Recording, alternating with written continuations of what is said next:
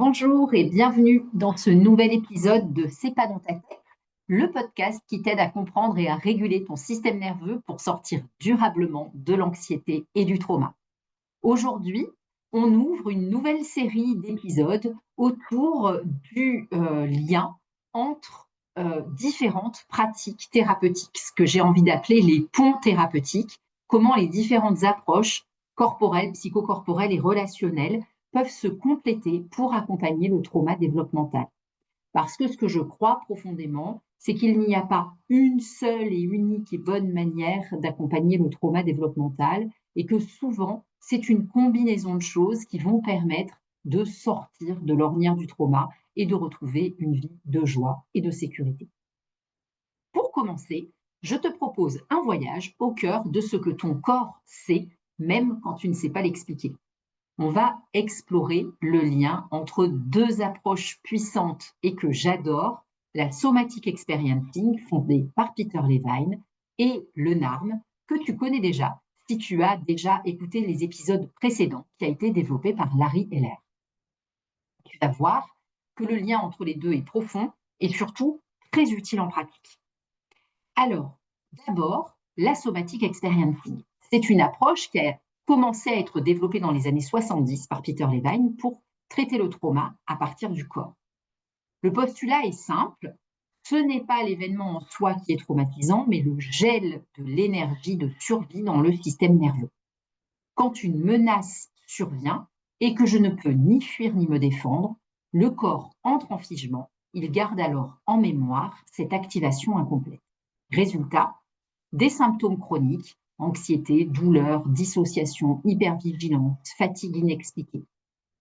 Par exemple, tu as vécu une agression verbale, tu n'as rien dit, ton cœur s'est mis à battre plus fort, tu as senti ta gorge serrée et tu as souri.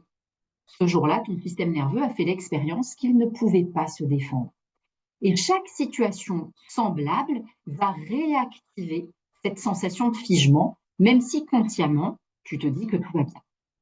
La somatic experiencing permet de renouer avec ces réponses inachevées, de les ressentir, puis de les laisser se compléter, c'est-à-dire s'achever à travers des micro-mouvements, des respirations, des tremblements et parfois de la verbalisation de choses que l'on n'avait pas pu dire à l'époque. C'est un travail qui est très doux, respectueux du rythme du corps. Et c'est déjà là un point commun avec le NARM. Le NARM reprend et va plus loin en fait que la somatic experiencing. Il s'inspire clairement de l'ASE et il faut savoir que Larry Eller a travaillé avec Peter Levine, notamment dans l'importance du ralentissement, dans l'attention portée au corps et aux sensations et dans l'observation fine de l'état du système nerveux autonome.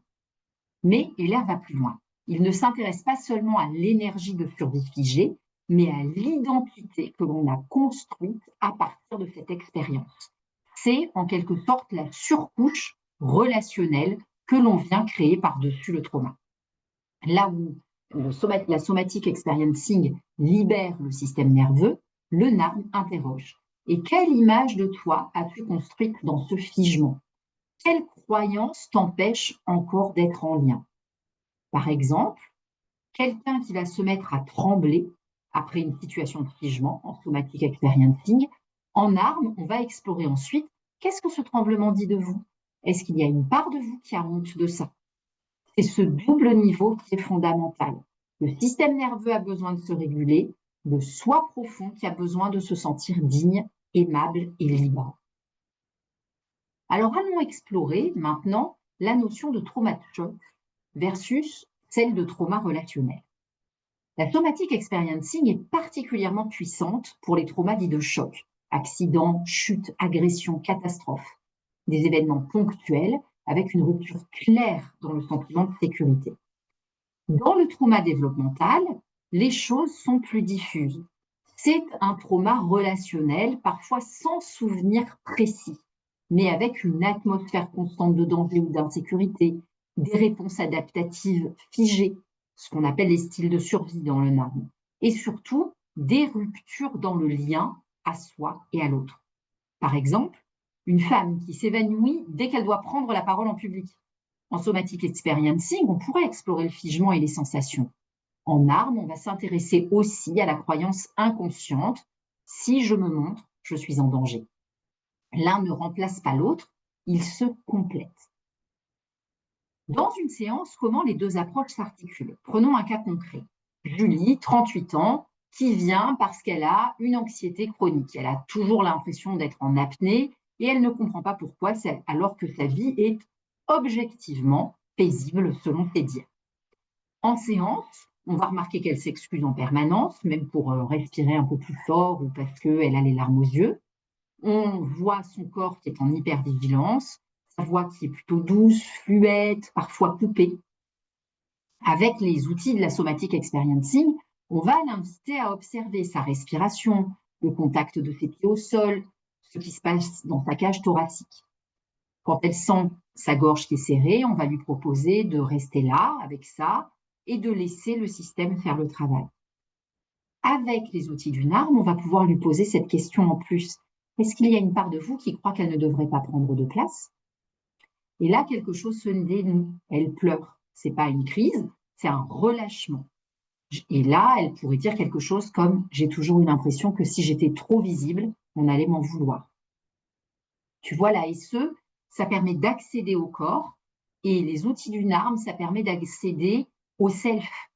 Et ensemble, ça crée une transformation qui est vraiment très puissante. Ce que je veux que tu retiennes aujourd'hui, c'est ceci. Le système nerveux garde tout en mémoire. Le rapport au monde se construit à travers le lien ou en absence de lien. On peut se réguler, se reconnecter, se retrouver, pas à travers des exercices mécaniques, mais à travers un chemin incarné, vivant et relationnel. La somatic experiencing et le NARM ne sont pas des outils magiques, ce sont des langages du corps et du lien pour t'aider à redevenir toi-même. Dans le prochain épisode, on explorera un autre pilier fondamental, la théorie polyvagale, et ce qu'elle dit sur la sécurité, la peur, le lien, et comment on éclaire tout ce dont on vient de parler. Merci de m'avoir suivi sur cet épisode. Merci par avance de laisser un commentaire, tes questions et 5 étoiles. Fais circuler le podcast autour de toi à des personnes qui en ont besoin. C'est très important pour faire rayonner la régulation du système nerveux. Je te dis à bientôt dans C'est pas dans ta tête. Et d'ici là, écoute ton corps parce que lui, il sait ce que tu ne sais pas encore.